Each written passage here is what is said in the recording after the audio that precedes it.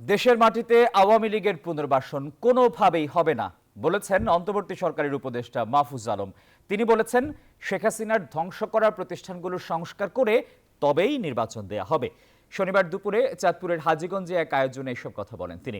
আয়োজনটিতে তাকে অভ্যর্থনা জানায় বৈষম্যবিরোধী ছাত্র আন্দোলন ও জাতীয় নাগরিক কমিটি। উপদেষ্টা বলেন, ন্যূনতম সংস্কার না করে নির্বাচন দিলে জনগণ অধিকার থেকে বঞ্চিত হবে। তিনি বলেন, আওয়ামী লীগ ফেরত এলে আবারও ফ্যাসিবাদ ফিরে আসবে, তাই এদেশে আর কোনো বাকশালের সুযোগ দেয়া হবে না।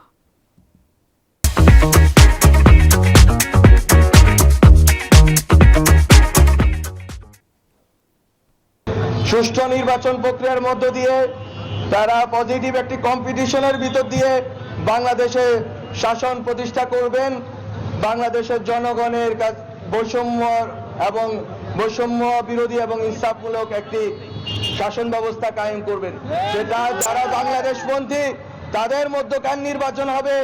বাংলাদেশ বিরোধী আওয়ামী লীগ ফ্যাসিবাদীদের কোনোভাবে নির্বাচনে অংশগ্রহণ করতে দেওয়া হবে না।